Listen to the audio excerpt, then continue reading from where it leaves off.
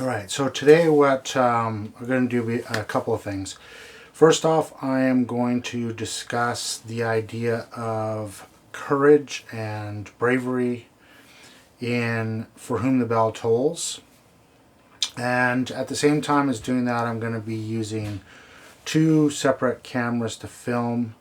I'm going to have the Sigma FP shooting 1080p 12-bit cinema DNG. And on this camera, my A cam, I have the Arri Alexa shooting ProRes HQ, not Quad 4, but HQ, 2K.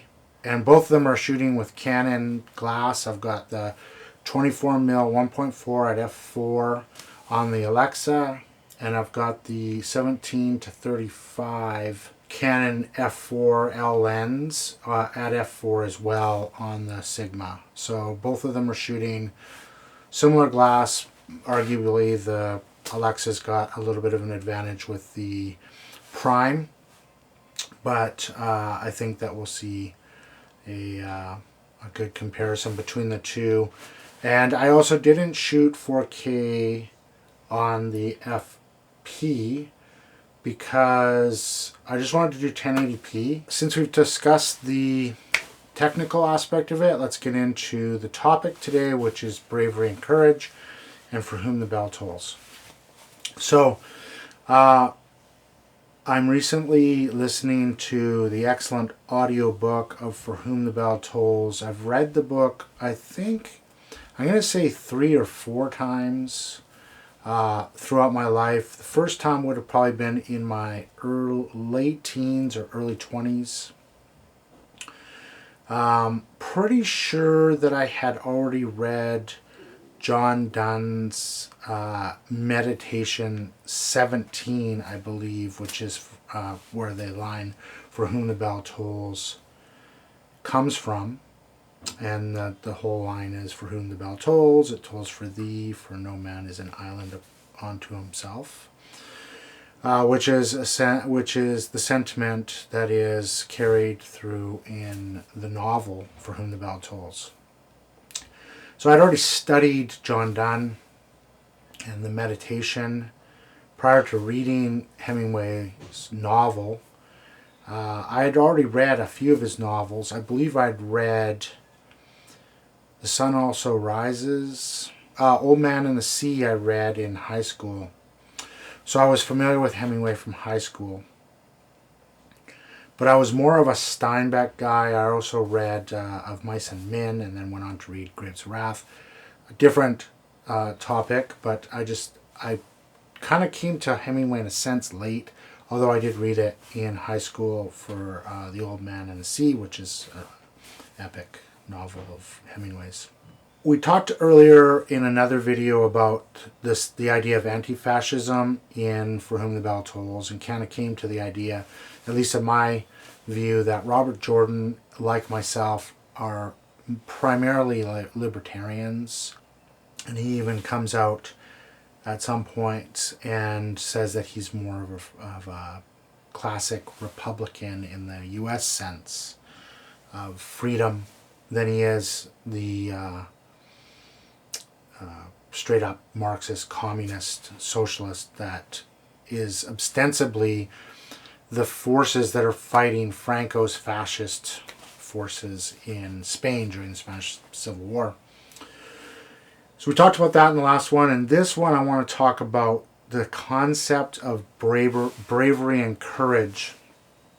I don't want to do like direct reference, but I've listened to the text, and like I said, I've read it a couple of times in the past, and it's interesting to listen to an audiobook. I listen to it when I'm driving out to my boat, so I get a good chunk of each time I do it. It's about a half an hour of the book, and so it's really good, and I get about an hour in that day if I do it both ways. So it's been really interesting, and I think it was last week or the week before when I was driving out there, they were talking about the bullfighter that Pilar had been in a relationship with during the end of his career, how he was broken, like he had taken many brutal shots in his bullfighting, and how some of the party judged him as not being a good bullfighter because he was not the right shape for bullfighting. He wasn't long and lithe to be able to be able to extend himself out away from the bull. He was short and squat, but he had to. So he compensated by being quick, but also often getting hit. Just grazed, but it built up over time, and it was busting him up on the inside. And so some of the members of the party, they criticized him for not being as eloquent of a finisher as some of the other more top level bullfighters. But what Pilar gets at, and when she tells the story of them going to the dinner at the club that was named after the bullfighter that she was with. So it was an important event because it was kind of his club, but there was a bunch of club members there, and there was a lot of talking, and the bullfighter was extremely ill. He'd taken a hard shot earlier in the day. He wasn't feeling well. He was tubercular, so he was coughing up blood, and he was like very much physically shattered, and he was hanging on by a thread as this party went on. He knew the significance of the event because it was being put on for him, a club named after him, after a victory or a good showing where he had, but also I think taken a strike. He was suffering a lot, and the level of suffering that she describes that he's going through as the night drags on. He showed a lot, I think, courage in there because he hung in. He knew it was important, but he was like nearly dead. Died shortly after that. Was amazing in the sense that he was able to suffer and internalize it. And then to contrast that to the idea of the cowardice of Pablo. So Pablo has lost it. He's a survivor, and he knows that this is a bad show. He's got these horses that he had recently captured. And there's a sense that earlier in the book, one of the early reads that Robert Jordan has on Pablo is that that wealth that he had gained from getting the horses he wanted to keep it. It was like he was seeing past the war effort and just wanting to hold on to something that could be his. So he had lost his ferocity, and he's described throughout the book and how he acts and goes through the different phases of the revolution, and he's described as a ferocious and fierce and cold-blooded, calculating, intelligent revolutionary, but also like a boorish, ugly, foul-mouthed, irreverent cur, right? Like he was something of a fraction of what the bullfighter, Pilar's bullfighter man was, but it showed the caliber also of Pilar's men. So she had this underrated but very courageous, and because the thing about his courage was that he was very afraid. At the dinner, when they unveil the head of the bull that he had killed, it unseats him. It unsettles him. He can't handle it. It's the thing that kind of finishes him. So his fear of this thing that he had confronted so courageously and taken so much to show for entertainment, right? To get that close, but not quite get out of the way, but enough. Take a little bit of a shot, but that would build up.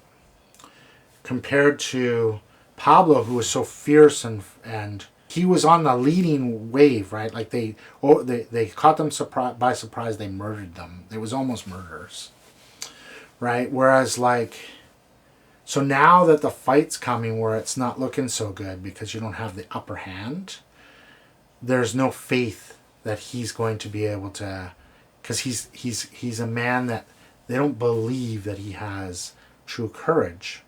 That's explained in the contrast between how Pilar's bullfighter boyfriend fighting the bulls when he was not really physically gifted. He was talented in mentality, but his physicality was a limiting factor. Whereas with Pablo, he's kind of a stunted, stump-like figure as well, like thick, brawny, but intelligent. Self-serving though, right? Not someone that was like thought to have the good of the all at heart. He was going to self-serve if he could. He would survive. Whereas Pilar's bullfighter boyfriend did not survive. He died. He couldn't survive. He was taking the shots that he needed to take. That was his job. Pablo's wanting to opt out. He's a quitter. So the sense of courage, it makes me think about this idea. I think I heard it most eloquently and most recently from Jordan Peterson when he says, it's not courage if there are no consequences. And the more severe the consequences will be, the more courage it takes in order to face them. So if there is no stakes, if there's nothing at stake, then there really isn't any way that a person can exhibit courage. He uses that in the sense of like standing up against bad ideas and voicing your opinion, your considered and honest, truthful opinion about the way you see the world and how you see that it should work within our system. And I think that sense of courage is sort of what we're looking at with For Whom the Bell Tolls, where at one point the gypsy Raphael suggests that, if they're not going to kill Pablo, because they consider killing him twice, two nights. There's the first night where Robert Jordan decides it's not right, he shouldn't do it. And then the second night where he's convinced that he should do it, but Pablo overhears them talking, comes back in and talks himself out of getting shot. Raphael, during that conversation when Pablo was listening from outside the cave, shows his absolutely vile lack of morals by suggesting that, if they weren't going to kill Pablo, they could sell him to the fascists. Which the other, like Robert Jordan and Pilar, like pounce on and stomp down, because it's absolutely abhorrent to think that one of their own would be willing to hand off Pablo, even though he had become dangerous, who had been such a key figure of the revolution. Raphael was willing to hand him off to fascists, maybe try to sell him for money. There's definitely multiple different layers of morality at play in For Whom the Bell Tolls, and this sense of courage. And then I guess what we'll look at is also the courage of, the courage of Maria to allow herself to believe that what Pilar had told her, that it was only something if you made it something, that if you were able to have love with the right man, a man of worth, it would absolve all the terrible things that had happened to her at the train, where she had been subject to crimes of warfare, right? To say it most gentlemanly. So her relationship, to be able to get into that earnest relationship with Robert Jordan and experienced love was healing for her, but it was also courage for her to be able to do that, to be able to come out of where she had been and allow love to live, even after having experienced the worst of humanity and war. So there's great courage in that. And then Pilar's courage, where she knows that it's a bad deal because she's already looked at Robert Jordan's poems and has seen the future and knows that he's not, or at least this is the sense that we have in the novel. She keeps telling him that she could tell him what she sees, but he doesn't. He says it wouldn't matter because I don't believe it. He doesn't believe in it. He's objectivist, and he doesn't believe in supernatural. So Pilar takes the lead for the troop, knowing that it's a bad deal. So she's got more ideological. She's braver. She's more courageous than Pablo is. Pablo would choose not to, and he would flee. But the thing that Pilar knows and Robert Jordan knows is that, and the old man Anselmo, if you flee, they would kill you anyways. And that's what happens to Sordo. It's not that Sordo is cowardly retreating, but because of the snowfall, he's caught on the hill, and they know they're going to die because there's airplanes. They've been talking about the airplanes, and they're up on a bald mountain, pinned down. They know they're just going to get smashed. And then finally, the courage of Robert Jordan, who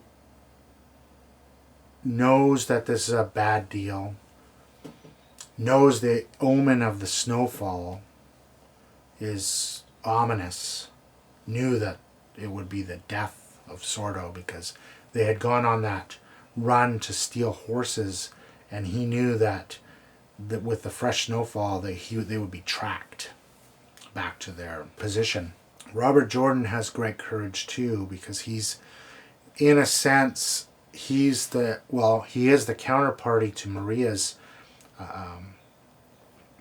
courage to love during the midst of a dire circumstance.